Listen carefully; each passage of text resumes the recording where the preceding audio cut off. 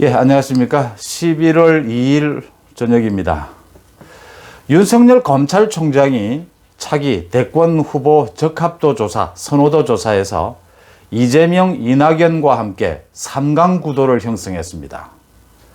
국감 전과 비교해서 국감 후에 무려 6.7%나 오르면서 지지율 조사가 3강 구도가 굳어지는 분위기고, 윤석열 총장의 지지율은 앞으로도 더 늘어날, 더 증가할 가능성이 높아 보입니다.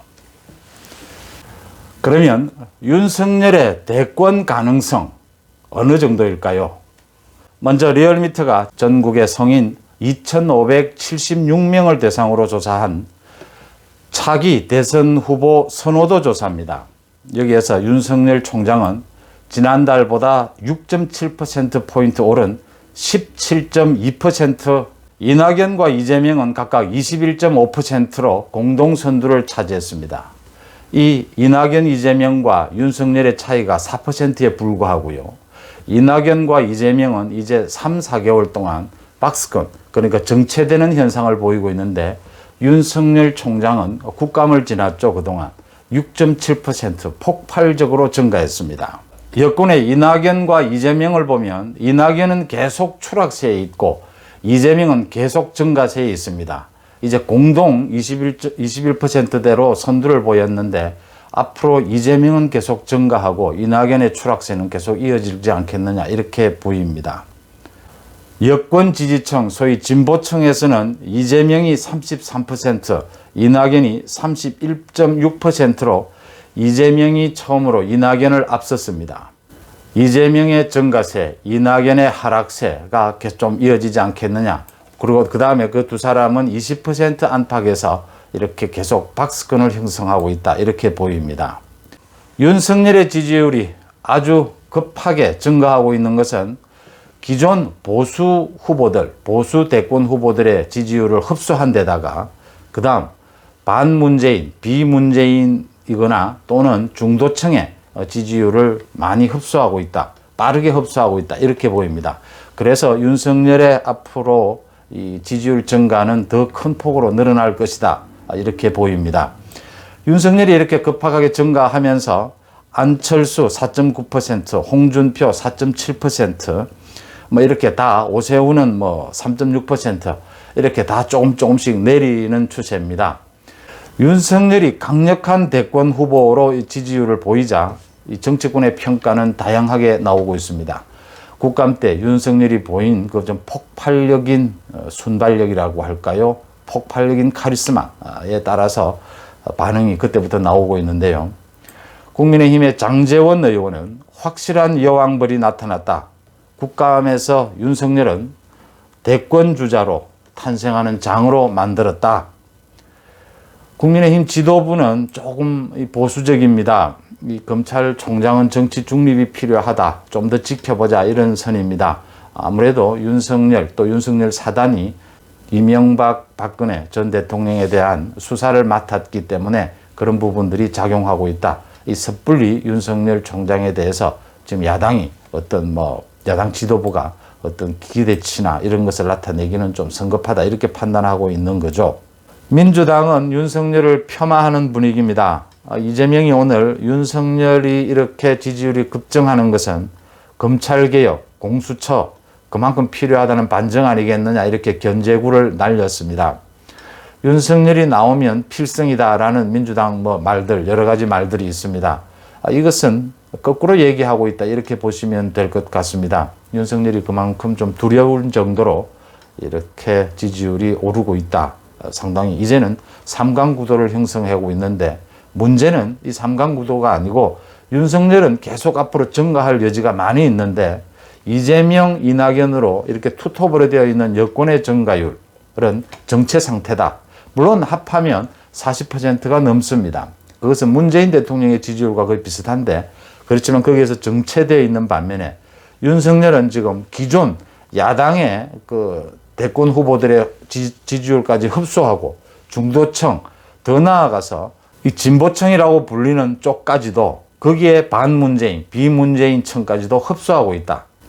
윤석열의 가능성은 더 커질 것 아닌가 하는 이런 두려움이 숨겨져 있다, 이렇게 보시는 게 맞을 것 같습니다. 그러면 윤석열의 매력, 대권 후보로서의 윤석열의 매력은 어디에서 나오는 것인가? 혼자서 권력에 맞서는 그 뚝심 투쟁력이죠. 사실은요, 지금 대통령제 아래서 대통령 권력에 맞선다고 하는 것, 그것도 특히 공무원으로서 그건 어마어마한 일이죠. 지금 보고 있다시피 윤석열의 가족, 윤석열의 그동안 모든 것, 검찰 내부, 라임 옵티머스에 대한 윤석열의 감찰, 윤석열 가족에 대한 검찰 수사, 그 다음에 윤석열 사단, 검사에 대한 그 인사, 모든 게 탈탈 털리게 되는 거죠. 그럼에도 윤석열이 혼자서 그것을 막아서고 있고 혼자서 버티고 있다라는 것에 대한 국민들의 기대감이 모이고 있다, 이렇게 보입니다. 윤석열이 이렇게 맞설 수 있는 건 저는 두 가지라고 봅니다. 하나는 그동안 자기가 검사 생활을 해오면서 자기 개인적으로 어떤 의혹도 휘말리지 않을 자신감이 있다, 당당한 자신감이고, 또 하나는 공정함, 검찰의 공정함에서 자신이 있다, 이런 부분입니다. 사실은 윤석열이 이명박, 박근혜를 수사한 건 맞죠. 윤석열이 직접 했거나 윤석열 사단이요. 그 공정함, 검찰의 공정함의 잣대로 지금 살아있는 권력, 문재인 정권에게도 공정하게 검찰의 칼날을 대겠다는 게 윤석열의 자세 아닙니까? 이 공정함의 가치로 가지고 기존의 보수 세력에게도 이해가 될 수 있다라고 윤석열은 판단하고 있다고 봅니다. 또 지금 야당에서도 윤석열에 대해서 서운한 감정이 없을 수가 없죠. 그게 드러나는 게 홍준표 지금 무소속 의원이 말하고 있는 겁니다. 윤석열에 대해서 이 박근혜를 수사한 문 정권의 주구였다, 아주 신랄하게 욕에 가까운 비판을 하고요. 박근혜를 수사해서 보수를 이렇게 괴멸시킨 사람을 우리가 어떻게 받아들여야 되느냐, 이런 얘기까지도 하고 윤석열에 대해서 아주 비판적이죠. 이게 지금 보수 일부의 어떤 생각일 수도 있습니다. 그런데 문재인, 살아있는 권력에게도 똑같은 박근혜, 이명박에 댔던 칼날을 똑같이 공정한 검찰의 칼날을 대면서 이 부분이 이해될 수 있다, 이 부분에 대한 지지를 받아낼 수 있다, 이런 부분으로 판단하고 있고, 지금 지지율이 높아져 가고 있다는 데서 윤석열의 공정함을, 가치를 더 쳐준다, 서운함보다, 이렇게 해석할 수 있는 부분이 아니냐라고 봅니다. 어쨌든 윤석열은 지금 야당에 많은 후보들이 있지만 강력한 후보가 없는 상황에서 소위 윤석열 현상이라고도 보일 수 있죠. 윤석열로 야당의 지지, 야당과 중도층의 지지가 모이고 있다, 이렇게 해석을 할 수가 있죠. 야당에서도 지금 윤석열에 대해서 서운해하거나 또는 적대시하는 감정, 여러 가지가 지금 복합적으로 나타나고 있는데요. 이 부분에서 이런 생각을 해볼 수 있다. 이낙연과 이재명이 지금 서로를 비난하지 않습니다. 외곽을 비난을 하는 경우가 있어도 직접적으로 서로가 비난하지는 않습니다. 왜냐하면요, 지금은 여권, 파일을 키워야 될 때다라고 두 사람은 합의한 것이죠. 야권도 윤석열을 비난하기보다는 윤석열이 지금 정치권에 들어올 것인지, 또 야권으로 들어올 것인지, 대선에 나설 것인지 아직 모든 건 불투명합니다. 윤석열은 현재 공무원입니다. 정치적 중립을 지켜야 될 검찰총장이죠. 중요한 것은요, 이런 야권과 반문재인, 비문재인의 지지층을 집결되고 있는 이 윤석열의 공정 브랜드, 이 윤석열 현상, 이것을 야권이 도와주고, 또 필요하다면 윤석열이 나중에 출마 안 할 수도 있으니까요, 윤석열의 그 공정의 브랜드를 야권 후보들이 차용해 올 수 있는 근거, 기반을 마련하는 것이 중요하다. 이낙연, 이재명이 이 전략적으로 서로 비난하지 않고 공동으로 여권 후보의 파일을 키우는 데 노력하는 것처럼 윤석열, 최재형까지 포함한 야권 후보들도 그 파일을 키우는 데 노력해야 한다. 그래서 많은 사람들이 관심을 갖지는 않지만요, 오세훈 전 서울시장이 말했던, 지금 윤석열이나 이런 공무원들은 참여할 수가 없으니까요, 기존 야권 후보들의 원탁 회의를 만들자 하는 부분, 저는 그거 아주 효과적인 것이다 라고 봅니다.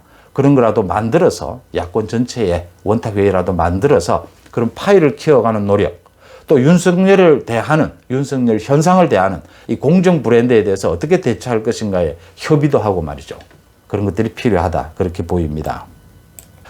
정치권에서 분석하는 그 윤석열이 관료들이 정치권에 들어왔을 때 보여왔던 그 한계, 이런 부분들은 극복이 될 것이냐, 이런 우려들이 있습니다. 그래서 야권 일부에서는 또 이런 얘기도 나옵니다. 사실은 윤석열 총장이 내년 7월까지 임기를 다 채우는 것이 이 야권의 어떤 후보, 대선 후보로 나서는 데는 크게 도움이 안 되지 않을 수도 있다. 왜냐하면 2022년 3월에 대통령 선거가 열리지 않습니까? 그러면 7월에까지 임기를 마친다면 윤석열이 정치적으로 검증될 시간이 부족하다.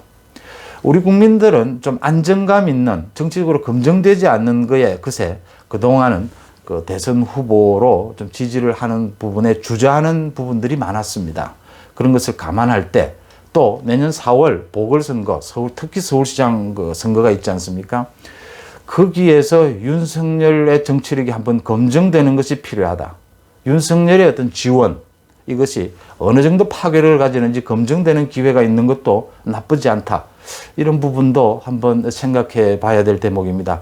윤석열 총장이 임기를 지키겠다라는 자세는 맞고요.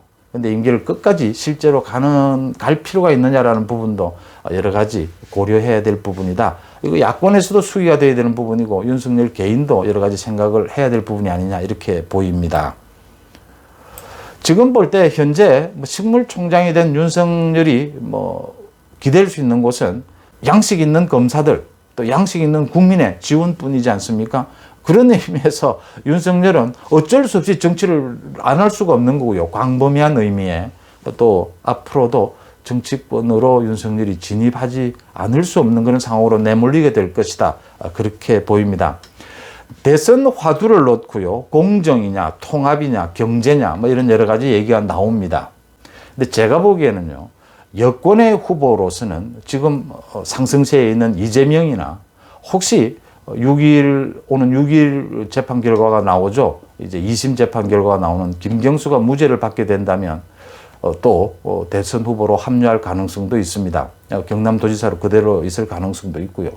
그럴 경우에 이재명, 김경수가 여권의 유력한 후보가 된다면 경제나 통합보다는 공정을 잣대로 화두로 공정을 아젠다로 대선을 치르는 것이 야권에는 훨씬 유리할 것이다. 이재명, 김경수 모두 지금 검찰 수사, 재판에서 자유롭지 못한 사람들 아닙니까? 무죄를 받는다 하더라도 그 의혹은 계속 남아있는 것들이니까요. 그럴 경우에는 윤석열 카드의 효과는 더 커질 것이다. 이런 생각이 듭니다. 여러분의 생각은 어떠십니까? 여기서 듣겠습니다. 고맙습니다.